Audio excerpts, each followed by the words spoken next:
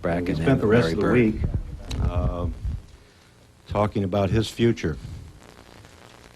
I simply handed him a blank piece of paper when he made it known to me that he wanted his association with the Boston Celtics to continue, that he felt Boston was a very special place for him, the Celtics were a very, very special place for him. And I handed him a blank piece of paper and told him to write his job description. Whereupon he said to me, "Oh, come on, Dave, you know I can't do that." So I said, "Well, let's start eliminating things. Do you want to coach?" He said, "Hell no." I said, "Do you want to go to work in the office every day from 9 to 5? He said, "Not." So I think that if there is a bright side to today for all of us in the Celtic organization and for all the fans in New England, it's that Larry is going to continue to have a special relationship with the Celtics. He'll serve as special assistant to me, to be able to advise us in all areas of Celtic operations, to make appearances for the team, and to maintain a presence in Boston. I've seen a lot of great players in my day, not as many as Red. I believe when the definitive history of basketball is written, whenever that is, today, tomorrow, or 50 years from now, that this man on my right will occupy a special place in the top 5 players ever to play this game. I don't know how any one player could have ever given any more to a franchise, to a city, than Larry Bird has given to the Boston Celtics.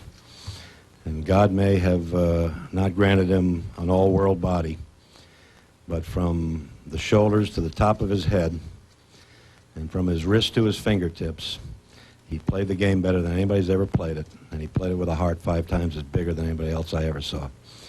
So we're very happy to say today that Larry's going to continue to be a part of our family, as difficult a day as this is for a lot of us. Coach?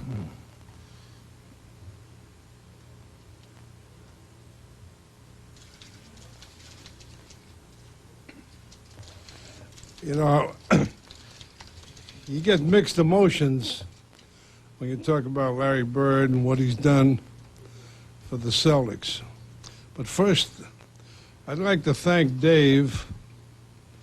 I'd like to thank Paul Dupuis, Alan Cohn, Don Gaston for cooperating with this thing to the nth degree. They were in total accord with what Dave outlined. And in my opinion, nobody, and I mean nobody, deserves it more. I could go on for hours and tell you about his accomplishments. But I remember 13 years ago when he came here, he looked like a little old country bumpkin. But when you talked to him and you looked into his eyes, you knew that you weren't talking to any dummy. He knew what he wanted in life, and he knew what it would take to get there. Nobody, in my opinion, has ever been more self-motivated, and nobody that I've had or have seen in the last 42 years here, anybody played hurt the way this guy did.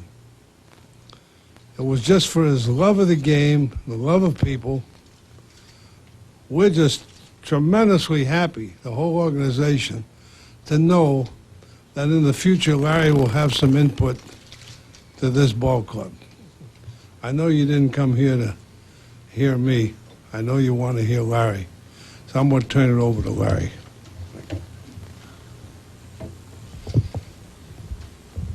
Well, it's a little tough today, but we'll try to get through it as best we can. I'm very happy to be able to stay on with the Celtics and try to help them out as much as I possibly can. It's been sometimes it's been a long 13 years, and sometimes it's been a very slow 13 years.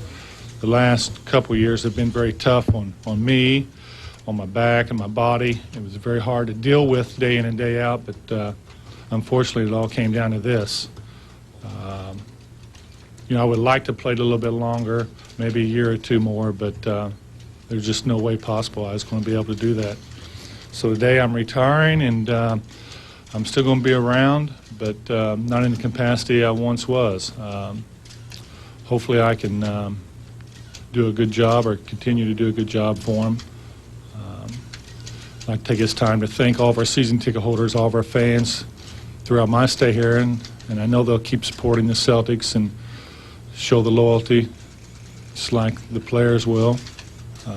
This is not a sad day.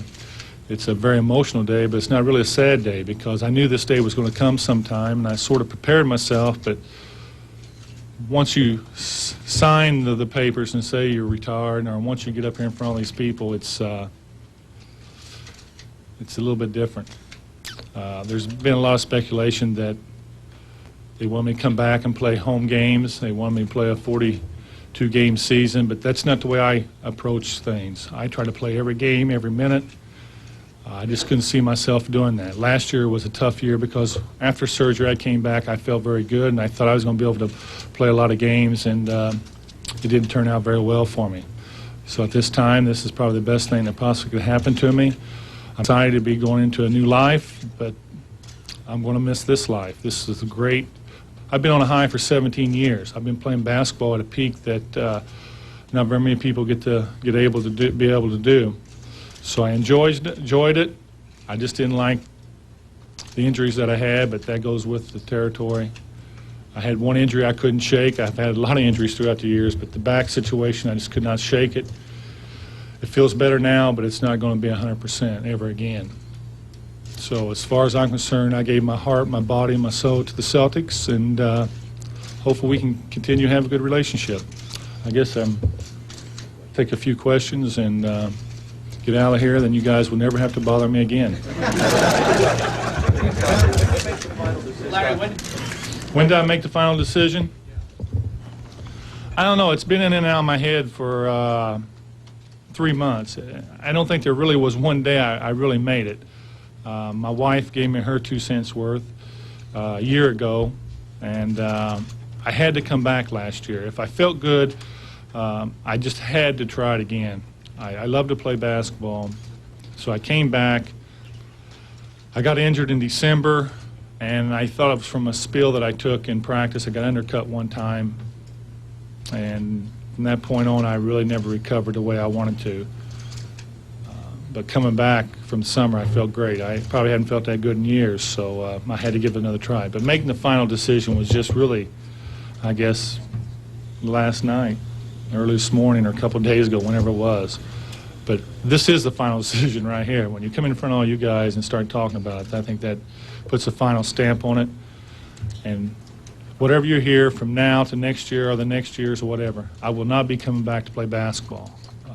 I discussed it with my doctors, and they assured me that this is the right decision, and it's something that had to be done. Larry, you talked to any of your teammates?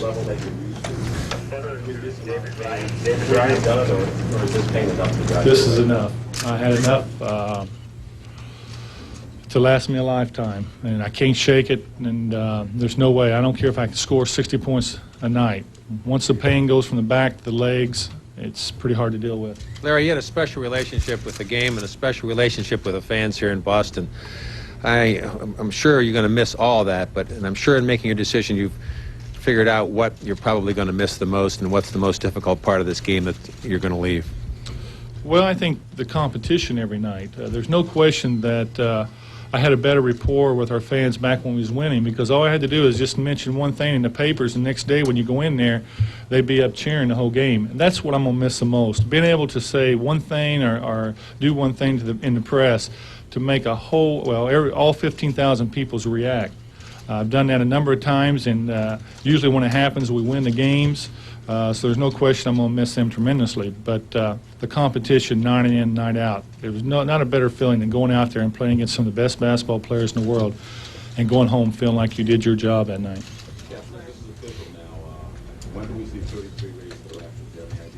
We haven't discussed that. Dave hit on it briefly yesterday, but we really haven't discussed that. I definitely want my number to go up in the old Boston Garden, because it's a special place to me. We figured up I played over 1,100 games for the Celtics. It sounds like a lot of games, but I probably played that many in my backyard before I got here. So we haven't really touched on it. I think from here on out you'll hear more and more about it as the days go on. Have you talked to any of your teammates or anybody, other players in the league? And what did they say? Not really. This thing really came on at the spur of the moment. In the last few days, the final decision was made, and I got to go home for my golf tournament tomorrow. So it was, and all the owners and coach and everybody else could come today. So we sort of just put it down here and went after today, which I'm very happy they did, because I probably would have changed my mind in a couple of days. Magic note, you seemed almost to spill the beans on Arsenio last week. I don't think Magic knew for sure. There's no way he knew for sure, because I didn't know when I was over there. But I think everybody sensed the way that I went about the games over there, that it would probably be my last games, because I really didn't care how much I played. I didn't really care about scoring. I just wanted to be a part of a great team, and I was, and I'm very happy for that. But no, I don't think Magic knew at all. How much did that influence your decision being part of the gold medal team and maybe putting you over the top in terms of not coming back? It didn't have any influence at all. I'm very happy that I had an opportunity to play for my country and win a gold medal, but it didn't have no bearing whatsoever. I think the second time I had a back problem last year, I told you guys last year if I had the same problem as coming back, I wasn't going to play anymore. Whether you believe me or not, that was up to you, but I wasn't going to do the same things over and over and over to my back. I'm in a situation now where it feels pretty good, and hopefully it'll get better, but I just couldn't continue doing that to my body. I've done it for 13, 15, 17 years now, and enough's enough. Larry, a lot of people will remember the 12 minutes that Coconut Court, he would dominate that shootout. Is there any special quarter of a game that you want to remember? Well, not really quarters, but there's three things that me and my teammates have done throughout the years. One was I hit a three-pointer in Houston to put the game away. Chris Ford remembers that one because he got it. Been playing for so long, never won anything, so it was the first time he tasted victory. The second one was in Game 5 in '84 when I hit a turnaround on Magic after we got defeated by 30-some points in Game 3. We won that game to tie up 2-2, where we could have been swept that day. And in '86, when I was playing here against Houston Rockets in Game 6, I never quite had a feeling like that before in my life. I was so pumped up for that game that I think I hit my max right there, because I never was fired up for a game like that one. I get fired up for every game. I didn't play that well, but I know one thing, I came to play that day, and I'll never forget that, walking off that court when my heart was pounding so hard I thought I was having a heart attack. So I've never reached that milestone again, which I loved it, but I never got there again. That's why I kept wanting to win the next championship, to see if I was going to reach that max, because there's not a greater feeling than win a championship in your own building and walking off the court at the end. What is it meant to be a Celtic? Pardon? What is it meant to be a Celtic? Well, everybody else plays with all these other teams, and you know, they make a lot of money, and they always say they're very proud. But if you don't play for the Boston Celtics, you never played professional basketball. This is what basketball is all about. This is what every player in the world, whether they like it or not, this is what you strive for to be. You want to be a part of a family. You want to be a part of the team. And the only way you can get that is play for the Celtics. Not for a year, not for 2 years, but for a whole career. And there's just very few players that have been able to do that. And I'm very fortunate and very honored to be one of them. Larry, 5, 10 years from now, 20 years from now, what do you want them to be saying about you? That he didn't gain as much weight as he thought he was going to. I don't know. That's a tough question. That question's been asked the past 17, 18 years. But the one thing that I know I did in my heart was when I played, I played as hard as I could. I wasn't going to let an injury stop me from diving on the floor to try to do everything that I was capable of doing to win the basketball game. And that's all I want to remember for it, because I think basketball is a business. And I always said it was a game, but I knew what I had to do every night. I had to compete at a high level. I had to play as well as I possibly could play, and that's what I tried to do. And I hope they remember me for that. The last time you stepped on the court, they draped the gold medal over your neck. You looked so proud at that time. I was very proud. I didn't know if my career was over at that time, but I looked around and I smelled the roses. I was very proud. I haven't had an opportunity to play for my country in a long time. And I had an opportunity to do it, and it came at the end of my career, and yeah, you're right, I was very, very proud, and I wouldn't represent